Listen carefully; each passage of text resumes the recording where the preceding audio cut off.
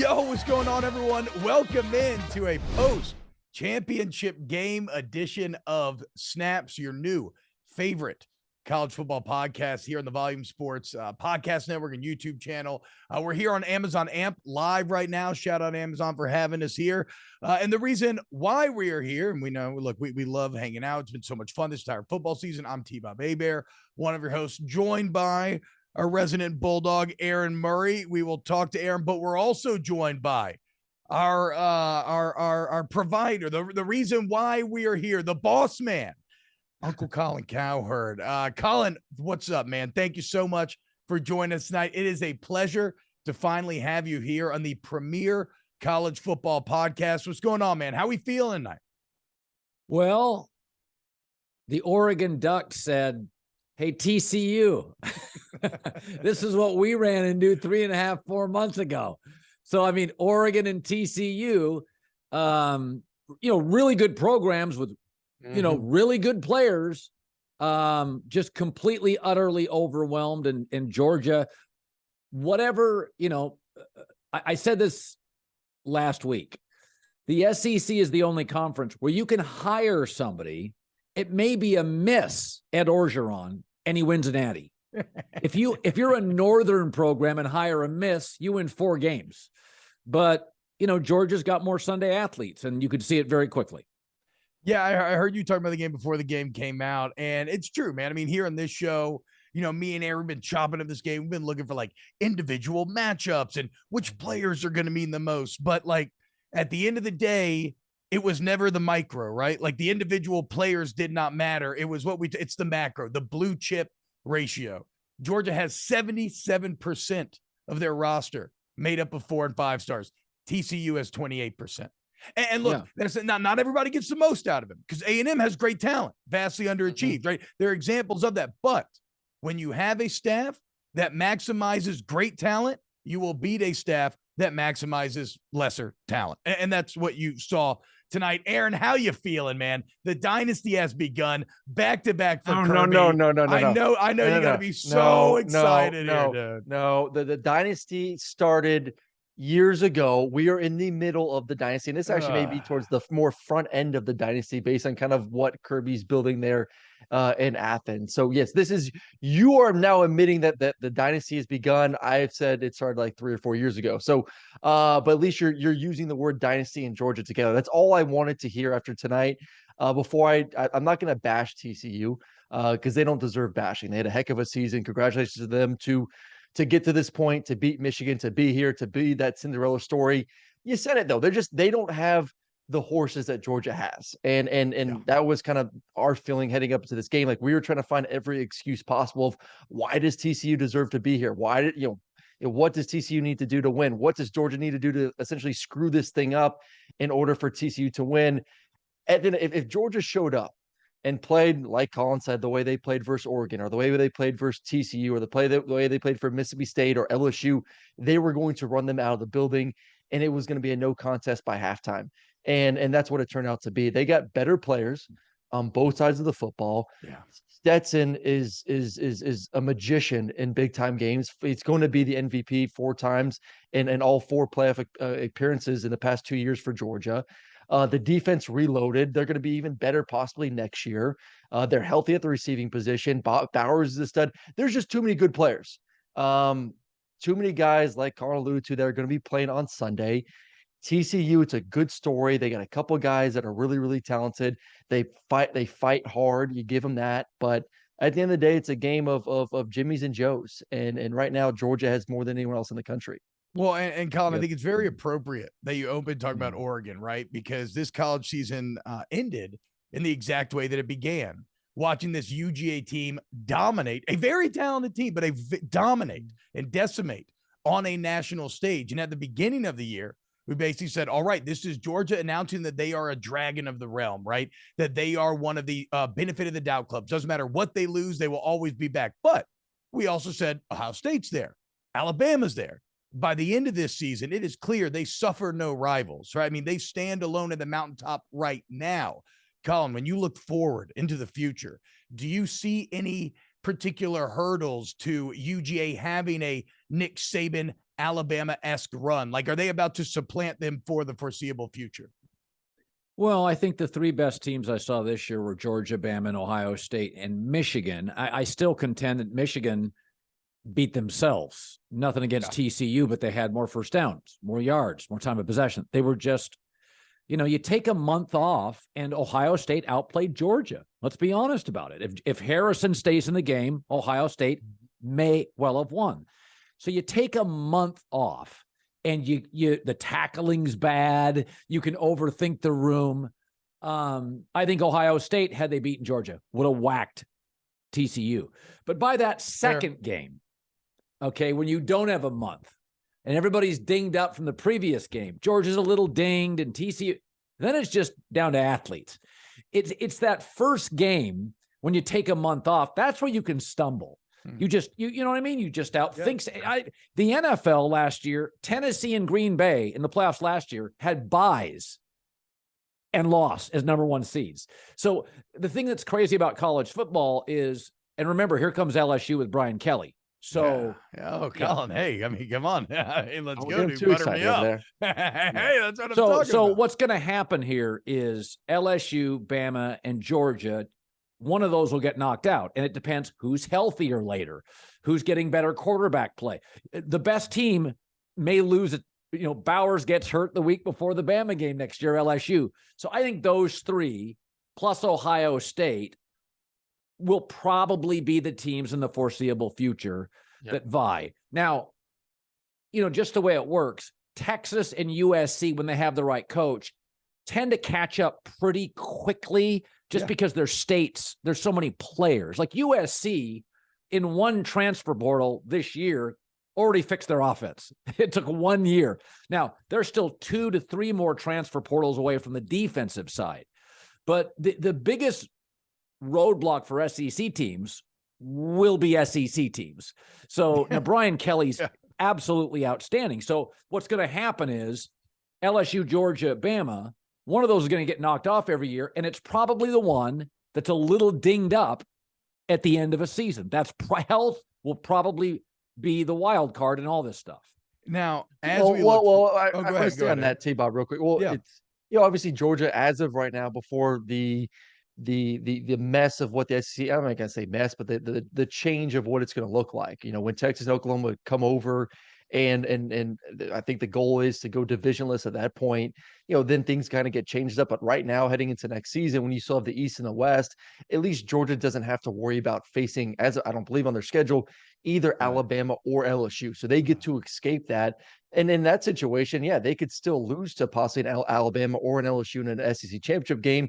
And most likely, with the resume that they put on the field for the past 2 years, if they're 12-1, similar to last year, they'll probably still end up getting into the playoffs because of the credibility they've built with 2 back-to-back national championships. So I think more of that scenario goes to 2024 when Texas and Oklahoma come in. Then we kind of figure out, okay, what's this going to look like? But at that time too, we're going to get to a 12-team playoff. And I do think that there's 3 teams right now when I look at college football, especially here in the SEC, that are going to be and should be, based on the coaching staff, based on the talent on the roster, based on their ability to recruit, should be in that 12-team playoff scenario every year. And that's Georgia, that's Alabama, and that's LSU. And I think Georgia, Alabama will probably be fighting for a national championship next year. Maybe LSU, because of the fact that Jaden's back. And I think that kind of gives them the edge possibly over Alabama, who I don't know if I trust a quarterback on that roster right now. But Georgia's going to be contenders. Alabama, LSU will probably be contenders next year. But going forward, like I said, I think in a 12-team playoff, those 3 are going to be in 99% of the time. Now, go ahead, Colin. Yeah, I mean, 12 teams doesn't really change anything. You can add 30 teams. Your top 3 SEC teams are still going to dominate. Now, I do think Ohio State. I thought Ohio State, Georgia would be very, very close, and I like the over. So in that game, it looked a little bit like I thought. I do think Ohio State can always play. I think Michigan doesn't recruit quite like Ohio State, but Harbaugh's such a unique coach, and their physicality, they kind of play an SEC style. They're very, very physical. I would have loved, I thought Michigan was going to end up playing Georgia and I thought Georgia would win, but I thought it would look like two teams with a lot of NFL guys, but Stetson Bennett, I would trust in a big spot. JJ, I wouldn't. So, I mean, tonight, I think college football, the issue it has had is regionalization. Like tonight won't get a very good rating. It's huge in the South, big in the Midwest, almost irrelevant in the West now. I do think Lincoln Riley is going to change that a little bit. LA likes its college football when it's winning. But I don't think the playoff, it doesn't. I mean, listen, you can change the tax bracket in America. The rich are still rich. Yeah. They'll still have the best accountants, find the best loopholes, and have the best real estate. So you can change. I mean, you could change a lot of things politically in this country. California's economy is still a monster, and Kentucky's isn't. Like, there's some things that are just true. There are more great high school programs in the South. There are more great high school athletes in the South. The region cares more. Yep. They put more into facilities. And so I don't think, I mean, if you go back 50 years, it's largely the same group of teams. Yeah. Oregon's emerged, but it's the same group of teams. No, I mean, it's always been a sport. I don't know. I feel like with the emergence of NIL, with the ability to now for more teams to make the playoffs, there is now a sense, like I give Bryce Young as an example all the time. Like, do you think Bryce Young grew up watching Alabama football? Probably not. But what did he see? He saw Alabama as a team that's always in the playoffs. Alabama's a team that you can win individual awards. You can win a Heisman. You can go to the NFL. You can be a first round pick. That was the place to go. So I'm, a team I never grew up watching, but I know if I go across the country, I can go, essentially get all these things. Let me go there and have success. If USC was the USC that it is now, with Lincoln Riley, with the success that they're having, with winning, with the thought of, an expanded playoff that my team could possibly get in there, to me, that's a selling point for those teams out west of, hey guys, you don't need to. Yes, the Southeast has talent. We all know it's the most, but they were getting that talent. Plus they were getting the talent from California as well, leaving that side of the country. Now, all of a sudden, USC and Oregon and Washington can say, hey guys, you don't need to go to Alabama. You don't need to go to Georgia. You can stay home. Yeah. You can get paid. You can play in the playoffs. You can play on prime time and get mostly everything and be closer to home. Can they? When they go to a 12-team playoff in 2 years, yes, they can. It is what the reason. The reason you can go ahead, Colin. The 12-team playoff will actually benefit SEC teams more. Because what will happen is, I mean, now you got to win 3 and 4 games in the playoffs. Well, that's just depth. So even if you do have good talent, USC's got some nice NFLers this year. They don't have an SEC team depth right now. So what the 12-team playoff will do, it's just more elite teams bashing into each other for 3 hours. So even if you do get an upset, TCU beats Michigan, they'd have to go through 3 more SEC teams. Bama waits on the other side. A 2-loss Bama waits on the other side. Right. Oh, yeah. So okay, great. I think the 12-team playoff, nothing will really change. SEC teams will, sometimes knock off SEC teams, but there'll be another SEC team waiting. And I think when you get into playoff formats, it can be hockey. This is why the Warriors keep winning championships. There's a lot of good teams here, but when Jason Tatum in the finals gets banged up a little, they don't have another number 1 scorer. The Warriors have Klay Thompson and Steph Curry and Andrew Wiggins, and depth in playoffs is the magic elixir. Nobody's got depth like Georgia and Bama and LSU. Ohio State has got some really, really good players. They're pretty close, but they're not quite there.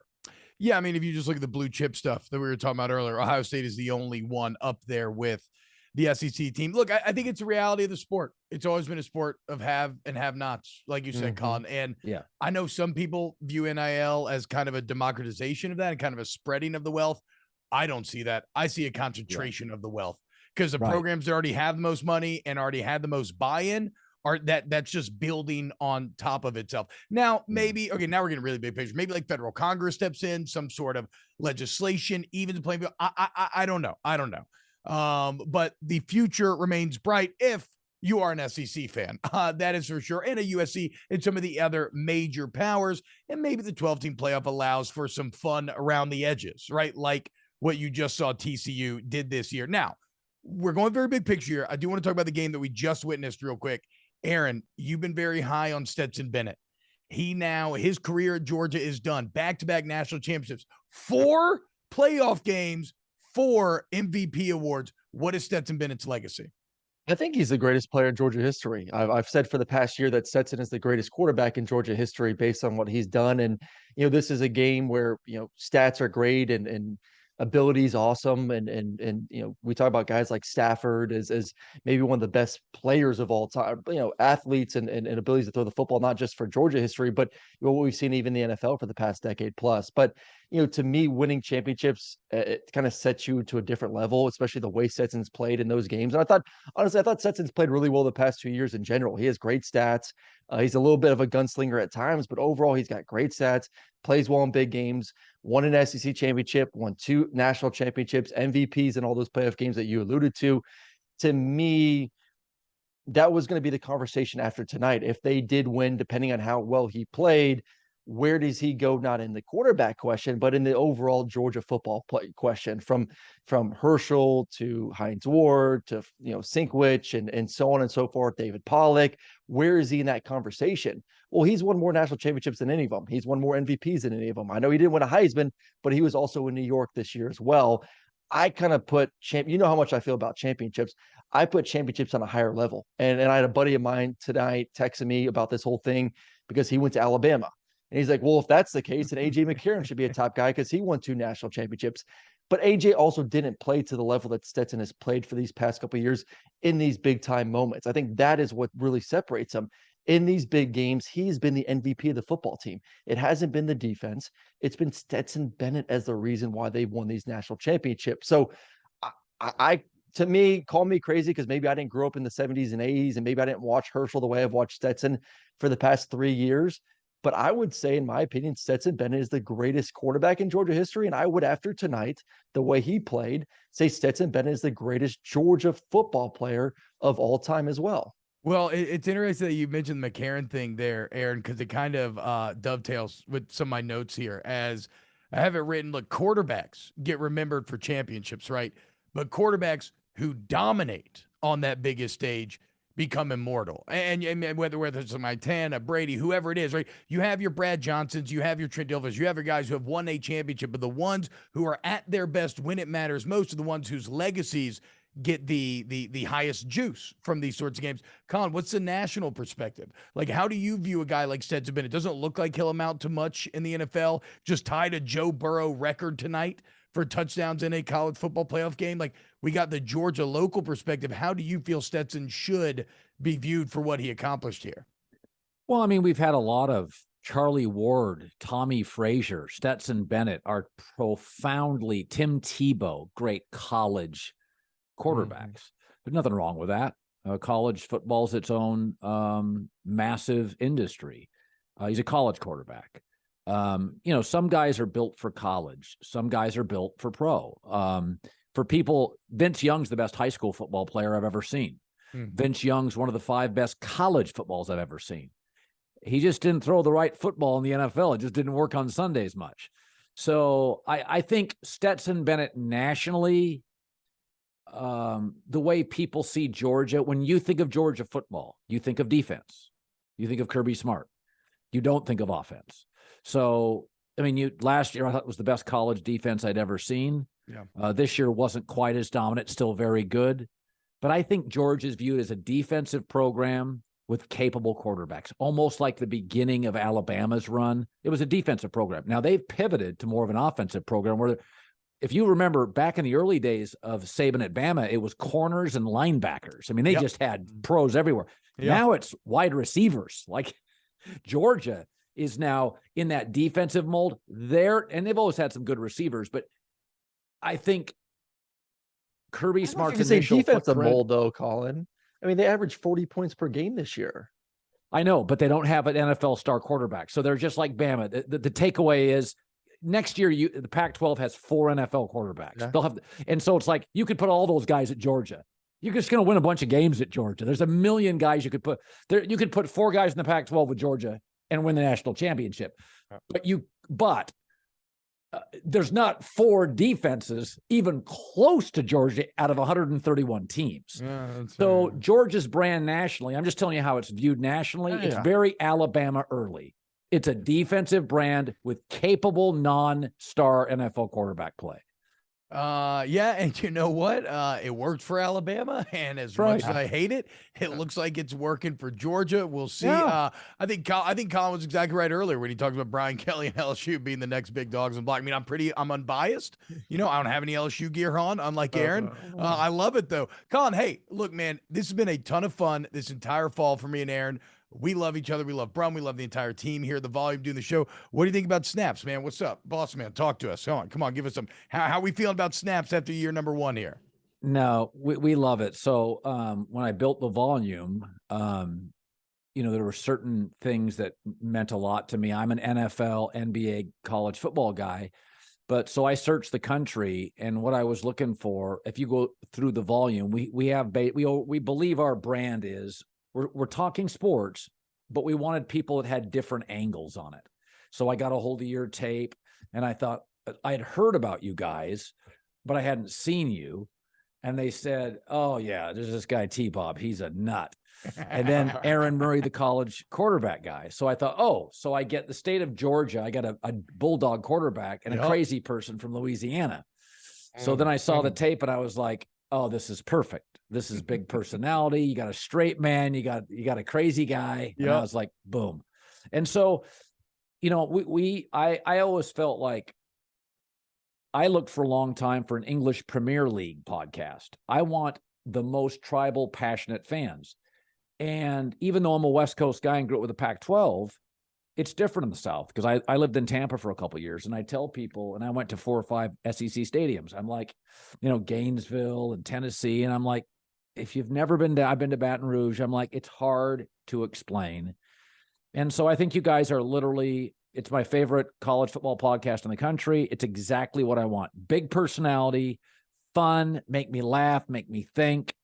You guys have, you've been better than I thought. And when I saw your podcast, I knew it would work, but it's been better than I thought. I'm blushing. Awesome. Let's go, dude. All right, boys. Okay, just one word here. Next year. Doesn't have to be one word. A couple seconds here.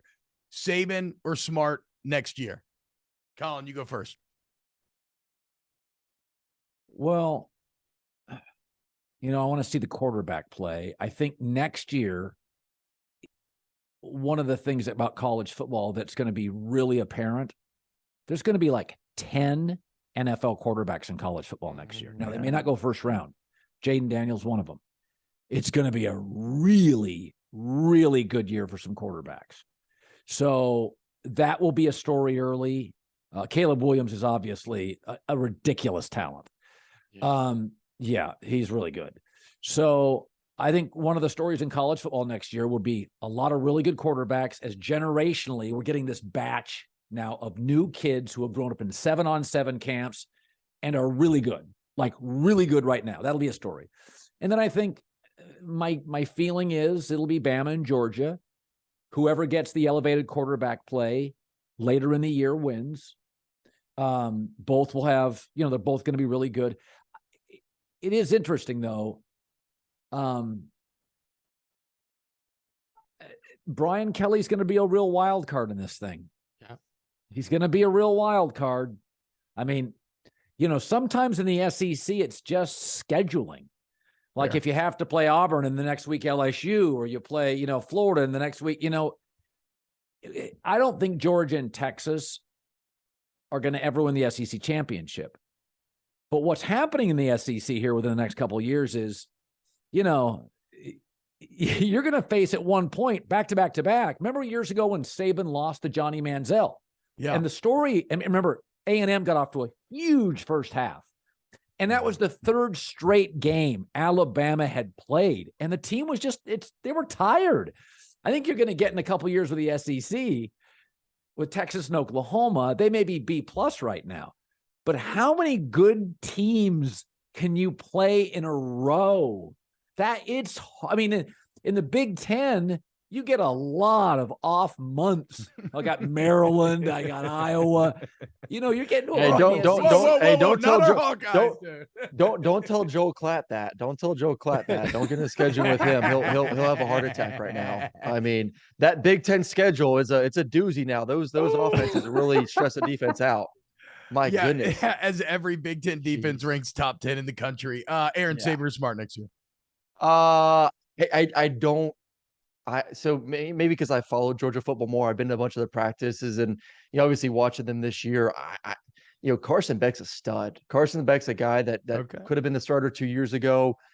Just had a really bad Monday practice. Honestly, he was supposed to be the starter. Doesn't come out there and play well on Monday practice. Stetson gets a job on Tuesday. Stetson throws 5 touchdowns, and Kirby's like, "Well, damn it, I can't bench him now. He just threw 5 touchdowns versus, I believe, UAB, and then obviously led him to a national championship." Carson's the most talented quarterback on that roster. You talk about, quarterbacks just being, if you don't have a quarterback, you're in trouble. Well, they got maybe the best quarterback that Georgia has seen the past few years in Carson Beck, along with Bowers and McConkey and A.D. Mitchell back. They got a top, they got Rara from Mississippi State. They got a top kid from Missouri. They're very young on defense.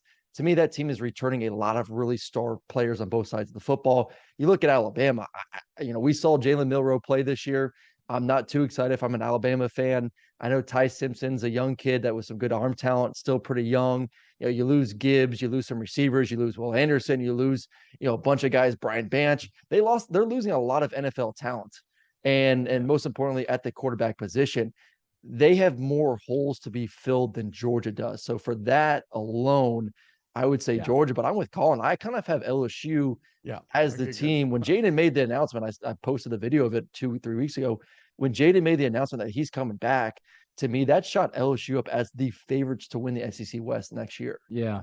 Well, I mean, you heard it here from the college football intelligentsia here on Snaps. LSU national champions next year. Boys, I didn't expect this how the show's going to end, but hell yeah, here we are. I love it.